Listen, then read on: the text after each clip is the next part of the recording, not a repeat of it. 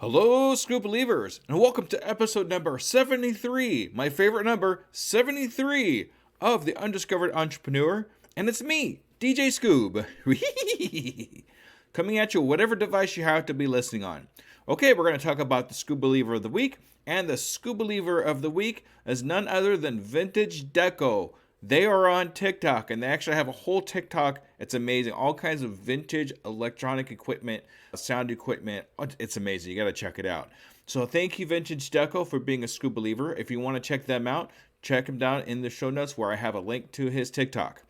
Okay, today we are talking to Leslie. Now, Leslie is an aspiring entrepreneur and coach, and we discuss her coaching practice, different ways of overcoming fear, accountability, and coaching. We have book recommendations and setting goals for our businesses. The interview also emphasizes the importance of us surrounding ourselves with positive influence, facing fears, taking action, and holding oneself accountable for our goals. So let's listen to Leslie. Salutations, Scoop Believers, and we are here again with another brand spanking new entrepreneur. Today we're here with Leslie. Hi, Leslie. How are you? Hey, Jesse, I'm fantastic. How about you? I am fantastic. Thank you so much for coming on the Undiscovered Entrepreneur. I really appreciate you taking the time out of your day. I appreciate the opportunity, so thank you. Oh, gee shucks, thanks. Okay. All right. So I have one kind of semi-serious question to ask you. Okay. Are you ready, Leslie? Yes, All right. Are you a Scoop Believer? absolutely. All right. Thank you so much for being a Scoop Believer, Leslie. I appreciate you. All right, Leslie. So just tell me a little bit about who you are and what your entrepreneur venture is and how long you've been doing it for. Sure. So I live in the greater Grand Rapids, Michigan area. I launched my coaching practice I filed my paperwork in October, did my first group session in November, and have worked with a few other clients individually. And I'm excited to think about prospects that I've connected with recently. So hopefully we're going to get the bandwagon rolling. Let's see, what do you want to know? I help people who are reluctant to speak in public, to say coaches and consultants that struggle with self-promotion because they fear public speaking, they're camera shy, or they don't know about networking or don't like networking. And I think networking is a great way to grow a business. In my opinion, it beats cold calling any day. Oh, yes. So that's what I'm about. Yeah, I used to be a car salesman, so cold calling was definitely a lot of what I did, and it was Oh, not sure. my favorite thing to do. Well, there are people who like it, and there are people who teach it fairly effectively. I just prefer the method of referral marketing. Well, it seems to be a lot better because your leads are a lot warmer that way. I mean, Yes. they'll even be expecting you to call because they were told, hey, this is the person you want to get a hold of. If you hear from them or however, it's going to work out a lot better. Your credibility is a lot better because you already have the idea. They have the idea that this person's good because my friend told me they were a Yeah, good fit. So awesome. absolutely. Yeah. And it's funny to me how networking has changed over the last few years with COVID. COVID being such a bad thing, so many good things came out of COVID too. We learned a different way of network marketing, not just going to a place and shaking actual hands, but reaching out virtually to people has been such an amazing thing for me. I don't think I would be able to do what I'm doing now if it wasn't for me learning how to network with people virtually. I think that's true for a lot of folks. But what's interesting to me is how many people don't want to show up on camera. They have every excuse in the book. And some of them are legit. I get it, right? But most of the time, I want to be able to see you. I had a friend who sells business health plans. She's a benefits broker. And she was telling me about a proposal she had with a company.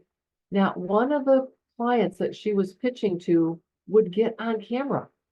She Mm. said, I didn't know if I was really talking to actual people or not. She said it was just a sea of blank names, like names on the Zoom screen.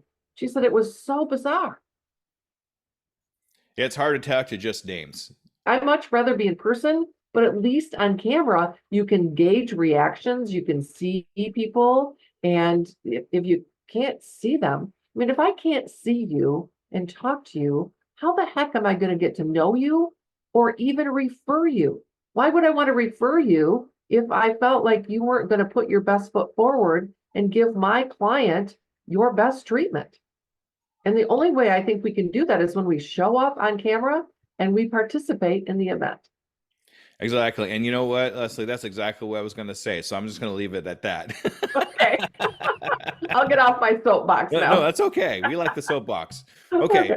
So yeah, exactly. You can't gauge people's expressions. You can't gauge in people's, if they're actually even listening to. They could be off doing something else while they're listening and not really listening. Right. And there, two things I'd like to hit real quick that kind of hit my heart a little bit is Mhm. you talk about fear. Now, if anybody listens to my podcast, I'm big about fear and what fear. Do you know what the acronym for fear is by chance? Well, first attempt at learning, That's fail.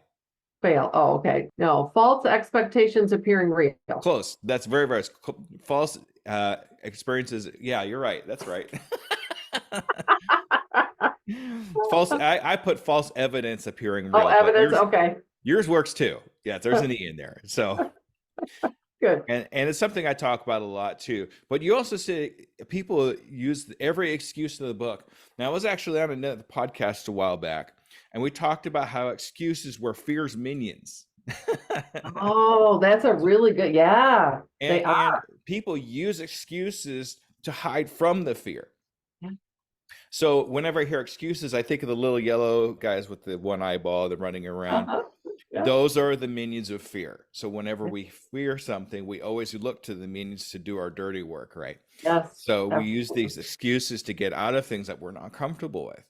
So Yeah. we really have to learn to get out of that comfort zone, stop using the minion excuses, and just face the fear. And you never know what's on the other side of that fear. Well, I think it's Jack Canfield that says everything we want is on the other side of fear. And so once you step into it, and it's like anything else, right? The first time you rode a bike as a kid, I'm sure you didn't get on that bicycle and just sail away. Maybe with training wheels, but even then, you probably had a tumble or two. It wasn't perfect. So anytime we try something new, anytime we learn a new skill, it's not going to be perfect initially. We have to practice and do it again and get comfortable being uncomfortable. Exactly. The first time you try something out, I call it the ugly baby because it always turns out ugly, Yeah, yeah, right? But we yeah, have to expect that because we're just learning something new. It's just the start of the learning curve, as they say. So it's going to be ugly, but at least you took that first step into trying something. And that's yes. one of the other points that I always make in my podcast is getting started. I can, I am, I will, and I'm doing it today is my tagline. Mhm. And it's all about getting started now. Yeah. Well, the only impossible journey is the one you never begin. Exactly. And then we regret not doing it later on in life because you never know what would have been on the other side of that. Oh, I know. It's just sad that people want, and it's interesting what you were talking about when excuses are the minions. What is I think Tony Robbins talks about it. You can have excuses or you can have results, but you can't have both. Yes, exactly. 100%. Thank you, Tony, for that one. Yes. All right.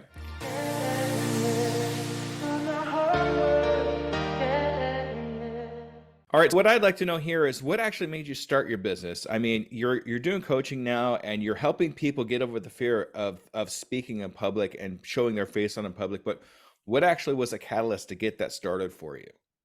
Well, I have been in corporate America for a long time. And this is my third attempt at growing a business. I launched a friend of mine, or she got to be a friend, as I certified in her coaching program, gave my notice to my full-time job March 2nd of 2020.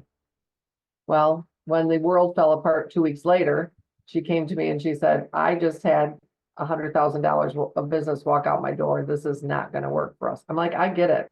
So I fumbled around for a year, not really with clear direction, and then was offered a full-time position that I currently still hold and growing my coaching practice alongside of that with the intention of leaving that at some point in the near future and focusing full-time on my job. So, but to really answer your question, Jesse, it was something that I could not leave alone. I just, as much as I tried to really put myself into this role that I have and like it, and my husband's just do it. Just figure it out. And just, I'm like, it won't leave me. This feeling that I need to be doing this on my own will not go away as much as I've tried. So I just had to go with it and step into it. Sometimes that happens to us. It's a common occurrence, really, more than you really think. It's something that kind of reverberates in your head as time goes on, and it just keeps bugging you. Like, I got to do this. Well, what? No, you got to do this now. Well, what about no? You got to do this now. Well, it's like you said, we regret what we don't step into. And I didn't want to look back and say, gosh, I wish I would have. So Exactly. I'm just moving forward and seeing where it goes and having a fun adventure. And so I try to look at things like how can I make this fun? How can I make this exciting? How can I be the most help I can be to my clients and have help them have fun and enjoy the process along the way.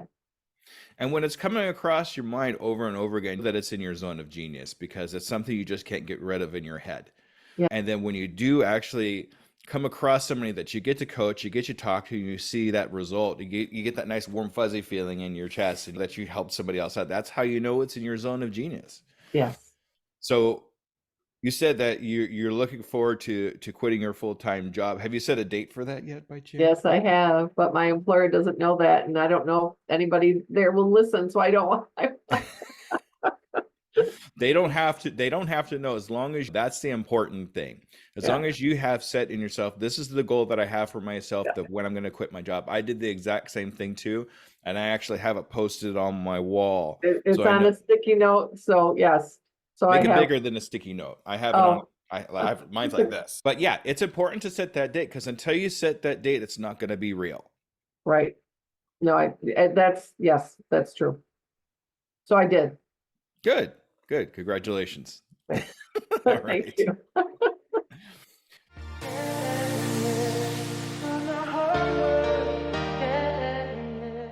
As you're getting started and things are starting to pick up progression and things are getting a little better, what kind of pitfalls or struggles have you come across getting started in your entrepreneur adventure?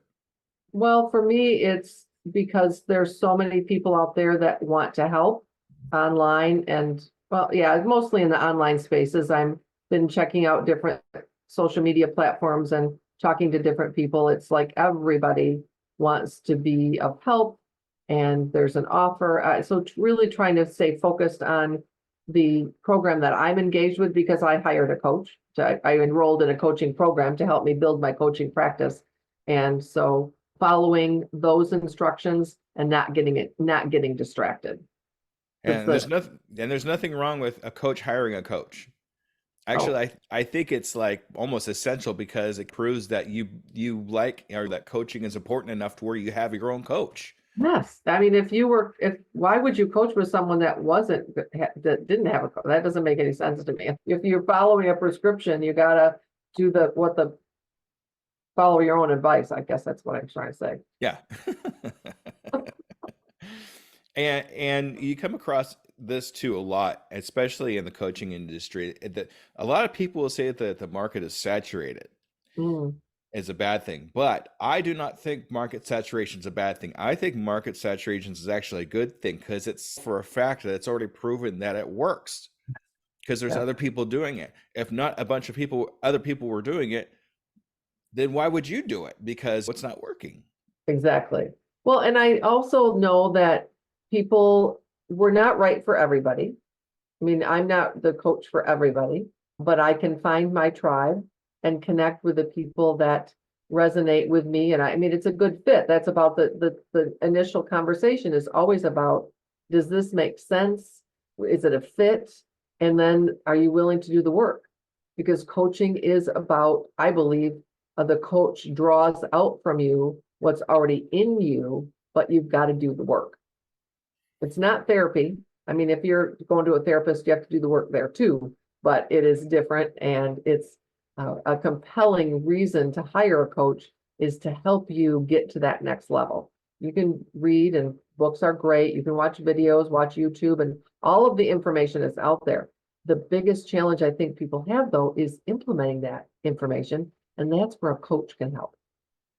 Well, I like to say a lot of times too, when you have a coach, they could look at it's hard to see the label from inside the bottle. I mean, let's face it. Yes, You could do all this work, but nobody you only see your eyes from out this way. yes, But you have to be able to have somebody see you from this way and see what it looks like from the outside, so we could read the ingredients, so we could read the ounceages on the label per se, and yes. that kind of thing. Because if you don't have that perspective, you're not going to be. It's just not going to work. You got to have the perspective of in and out and out and in. I mean, that's just the only way it's going to work. Yeah, yeah, absolutely, you're right. Okay.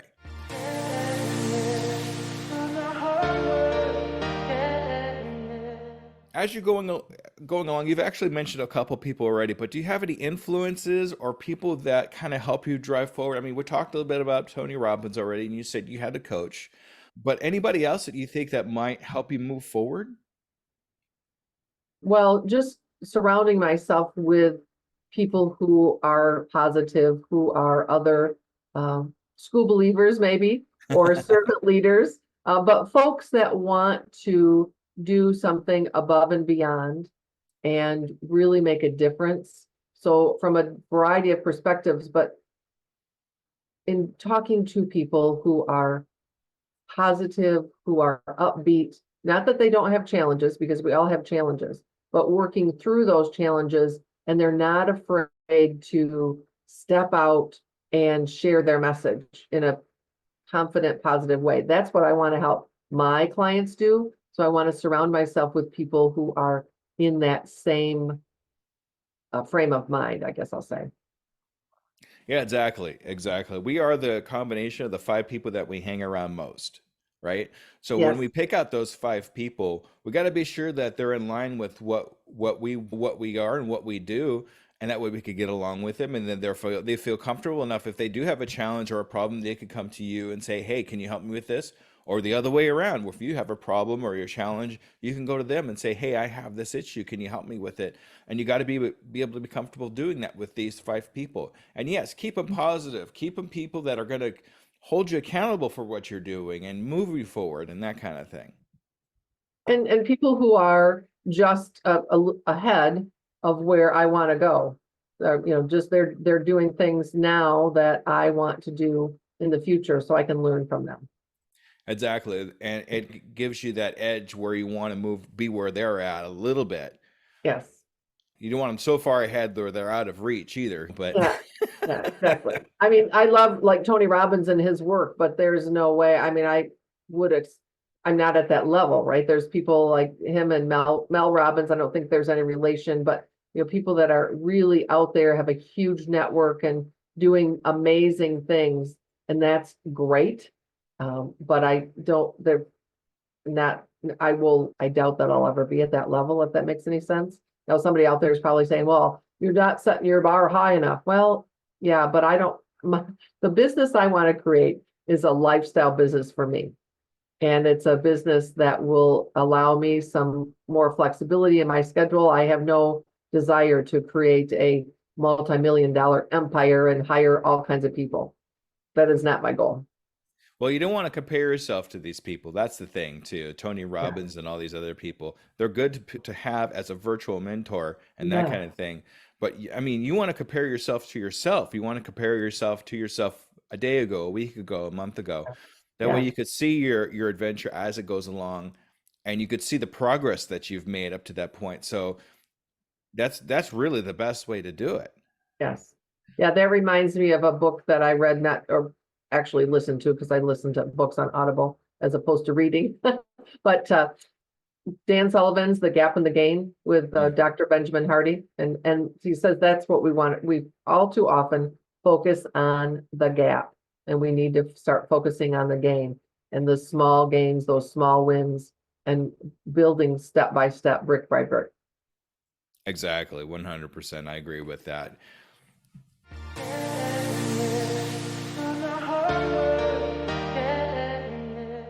Okay. As you go along here in your entrepreneur adventure, what I'd like to know is when will you think you've known you made it? When do you think you get to that point where you said, this is, we touched a little bit on this just now, but I'd like to know when you have made it to that point. What does that look like to you?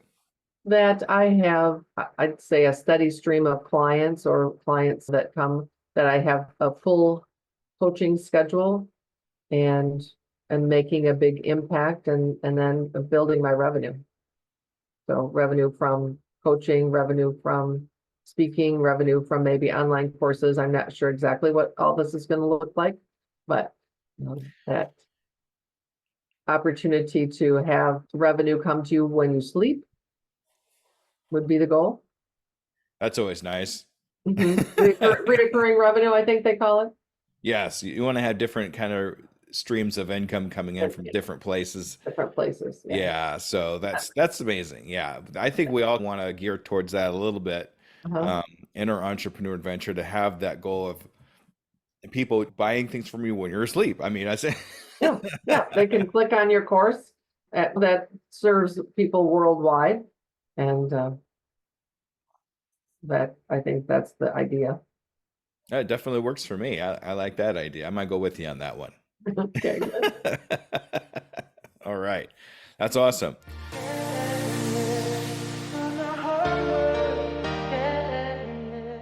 This is one of my favorite questions because I like getting some information for my new entrepreneurs that's listening to the podcast. But if you were to meet somebody on the street or on a Zoom call or whatever it might be, and they want to have the same or similar entrepreneur adventure as you are having right now, Yes.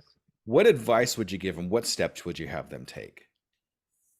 Get a coach that can help you create your plan, create your, like, really identify your niche, what you want to do, who you want to serve, what that client avatar looks like, where to find them, how to do outreach, how to build your business from the ground up, so to speak, and then how to put systems in place so it's easy. So you're not recreating the wheel every time. I know that in my first attempt several years ago, was well, sure, I can do that. And then you have to figure out how to do that. And sure, I can do that. And find a system that works, implement your system, trust the process. But I think my first piece of advice is find a coach to help Mm. you. Finding a coach is definitely a great shortcut because when I first started, before I started coaching or having a coach or anything along those lines, yeah, I was educating myself and learning things, learning the process, Uh-huh. but I was learning it from somebody who had no idea what they were doing, me. So, Yeah, I know. Yeah. but Find somebody who's gone where you want to go and follow them. pretty much that just boils it right down to the bare essence of the whole thing. Get a coach that knows what they're doing because you don't know what you're doing more than likely. So, Yeah. and if And you're really not all coaches are created equal. So do your due diligence. Check them out. Make sure it's a good fit for you. And there's all kinds of price points and all kinds of ways that you can work effectively together, but you need to figure out what works for you. exactly. All right, good stuff. Good stuff.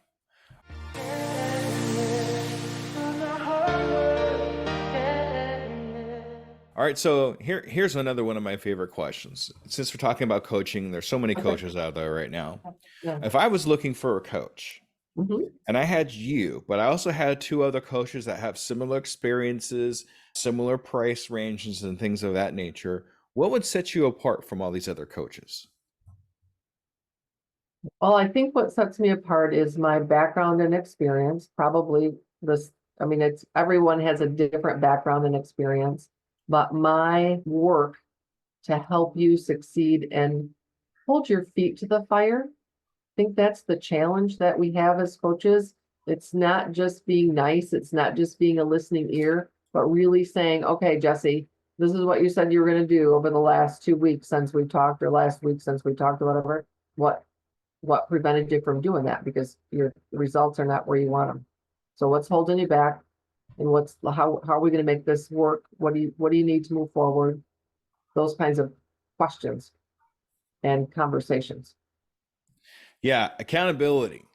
Mhm. is a big part of coaching. And a lot of coaches don't do that because they talk to you and then they don't talk to you again until the next time they're coaching. Where a lot of coaches, like probably us, don't just coach with you, but we want to keep you accountable. Hey, are you doing what you're supposed to be doing? And that kind of thing.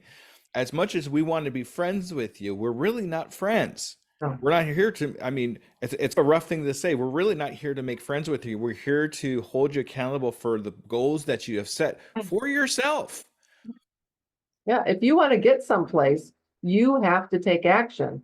So if you're not taking action, we have to figure out what's preventing you. What are those excuses? What are those stories you've made up in your head that are preventing you from taking that action to move forward? Because if we want results, we have to do things. Right, because if we don't do anything, we don't get results. That's just how it works. If you want to sit on the couch all day and watch Netflix, that is a choice that you can make. But you didn't hire a coach to move you forward in your business and then do that, right? That doesn't make any sense. There's a famous Rush song that goes, "If you choose to do nothing, you've still done it. You've still made a choice." Yes, exactly. Yes, Exactly. and that's something that goes through my head a lot when I talk about something like this. Yeah. And I And mean, it, that is a choice. I mean, I won't fault you for that if that's the choice you want to make, but then you're not a good fit for me as a coach, right? yeah, exactly. And a lot of times too, we are, as coaches, say things that most people won't say. If you go to a friend and say, "Hey, can you help me with this?" They're going to be a little bit of bias. They don't want to hurt your feelings, All or right. right. So as coaches, when we see a problem or situation, we're going to tell you what it is, good or bad. Yeah, yeah, exactly. And if you have, I mean, if you're easily offended, then maybe I'm not the right coach for you. But why do you want to spend money and pay somebody to be your friend? And you're paying a coach to ask you the difficult questions, challenge you, help you step out of your comfort zone and do the things you have said you want to do. So let's move forward. But the only way to move forward is to I I don't want to push, I want to pull. So some pulling is asking those questions and saying, where do you want to be and how are you going to get there and what's stopping you? Great. That's awesome. 100%. Thank you so much for You're that. welcome, You're Jesse. hired. Okay. Okay, All right. good. All right.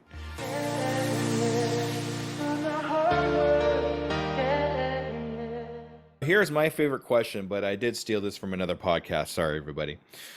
But what is the one question you wish I would have asked you but didn't? One people always have one question that's in their head that they're always ready for, but then they never get asked that question. Do you have any idea what that might be for you, Leslie? Gosh, boy, Jesse, I don't really, that's an interesting question. I hadn't thought about that. I have to take a minute and think. That's Maybe, okay. is there a book that you would recommend or something that you would advise people to? And I'm writing a book, so it's not my book.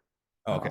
Um, and I've mentioned a couple, but recently I read or listened to Effortless by Greg McGowan, and Mm. that is a super. The other book that I really like and had some influence over me was James Clear's Atomic Habits. Yeah, it's just yeah, I actually own that book. That's amazing.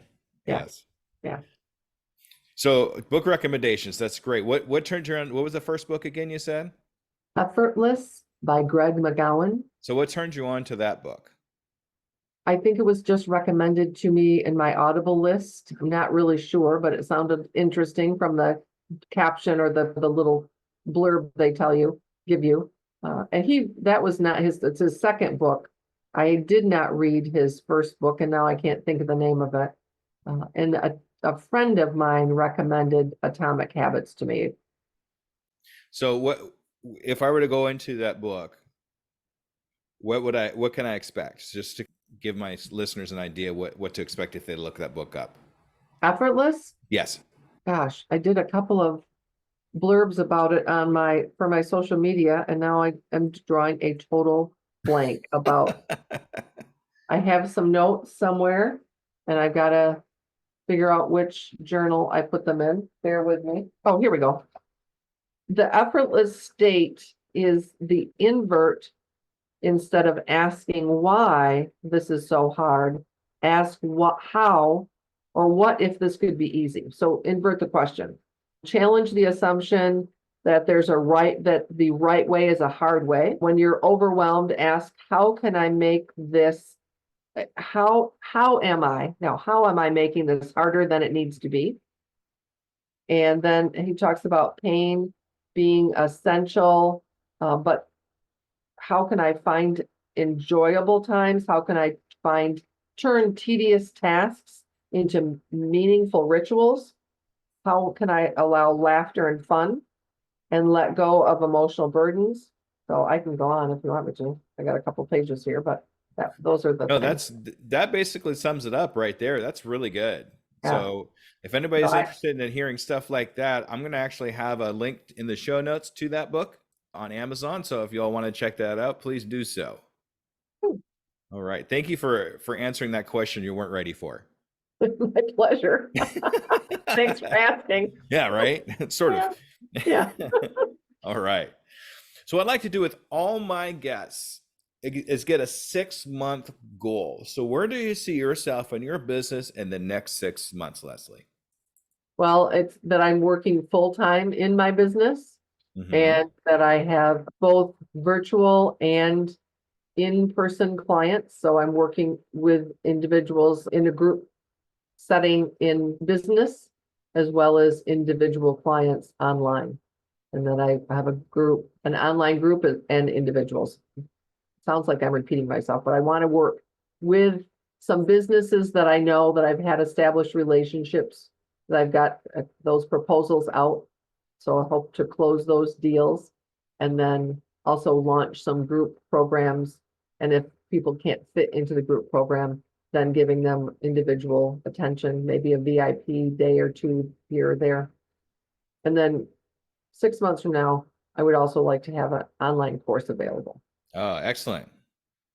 So how many clients do you think you'd need to be able to quit your full-time job? Have you figured that out? I have, and the number would be a number in my group program and running a group program because my group is 6 weeks long. So running 8 of those a year and having 10 people participate in those and then some corporate work and individual work. Fantastic. So what I'd like to do with you, Leslie, if it's okay, is I'd like to actually follow up with you in 6 months. Okay, All right. And see if we've accomplished those goals. Is that okay? that's fine. Yeah. All right. Great. I'm looking forward to that. Okay. So this is your time to shine, Leslie. This is your time to actually advertise yourself. Tell us how we get a hold of you and all that good stuff. Okay. Ready, set, go. Well, visit my website, lesliefiorenzo.coach. And from there, you'll see a couple of different resources. You can book a conversation with me. You can download my Fearless Speaker Blueprint. You can connect with me on social media through my website. And you can connect with me on YouTube and follow me on YouTube. I post weekly content to help people who are afraid. All right. All right. We'll have all those major links in the show notes on Leslie's page. Okay. Leslie, thank you so much for being on the Undiscovered Entrepreneur. I really appreciate you, and I look forward to seeing you in 6 months. Thank you. I look forward to it too, Jesse. I All right, didn't know Scoop. that was part of the deal, but that's the best. That's the best part. That's what whole accountability, right? That's what we're Yeah, talking about earlier. exactly. All right, Scoop Believers, make sure you stay tuned for the wrap up. All right, everybody. Thank you. Bye bye. All right, Scoop Believers, that was Leslie. Great interview. Great person to talk to and just learn so much about coaching. One of the biggest things we really took out of this is surrounding yourself with the 5 top people that want to help you. I think that's really super important. Take stock of the people that are around you that you hang around most and what their habits are and what they actually do. And is it something that you can benefit from or not benefit from? If it's something you can benefit from, you want to hang around them. If it's something that might be negative or not sure, or they do a lot of complaining and things along those lines, maybe that's not the right people to have around you. So always take stock of the 5 most people you hang around. Also, I love the fact that she set a date for herself to quit her full-time job. If you haven't seen my postings yet, I have set a date for me to quit both full-time jobs January 1st, 2025. So I'm hoping by the end of this year, I'm not hoping. I will have both jobs quit and I'll be with you, Scuba Believers, full time. I'm really looking forward to that. So let's make that happen. Also, we always, almost every one of these podcasts I talk to, fear seems to be one of the common things that come up in our communications and in our talks. So, FEAR, just like we talked about, false evidence appearing real. Not everything around you is going to kill you. Not all fears that you have is like running away from a saber-toothed tiger or something along those lines. It's just something that's going on in our head. It's a fear. False evidence appearing real. If we get past those fears, we take the time to study and realize that it's not something that's actually going to hurt us. It's just a hurdle that we need to go over to get to where we want to be. We got to be able to get out of that comfort zone that we're in, that nice warm fuzzy place that we like to be in. It's comfortable. We need to get out of that if we're going to see where this whatever goal it is going to take us. And the excuses, I it's one of my things. I've never really talked about it here on my podcast, but there was another podcast that I was on quite a while ago that talked about excuses being the minions of fear. We use these excuses to stay away from the fear. I don't want to do this because of blank or whatever that those excuses might be. They're the little guys that run around and they tell you you don't want to do this. This is nothing you want to do because you're uncomfortable doing this. Stay with this. Don't listen to those little minions of fear. Get by them, thank them, and say sorry, but I'm not. I'm glad you're here to help me, but I'm not listening to you because I want to be able to do this. So refuse the voices of the minions and go do what you want to do. All right. Okay, so a little bit more about what I'm doing with my life and how things are going for me. Leslie, who you just listened to, decided to sponsor the podcast with an affiliation link for her coaching. So you probably heard in the beginning, in the very beginning actually, of the opportunity she has for you for a free consultation. Please take advantage of that. I also just finished like literally right before recording this, finished my intro to my course. So follow me if you want to see how this course goes. It looks so far, it's moving on quite smoothly, and I'd like you to be able to take advantage of it. So please follow me if you want to hear more about the course that I'm building, how to start a business. Lastly, I really need some people to go to tuepodcast.net/advice to give me your best 5 minutes of advice for new entrepreneurs so I could put that in the advice sections of the podcast for me to help. We could help new entrepreneurs with this amazing advice. So that's what's going on with me. I'm going to keep it kind of short. You'll have a great evening, and I hope you owed well. Thank you, everybody. Bye-bye.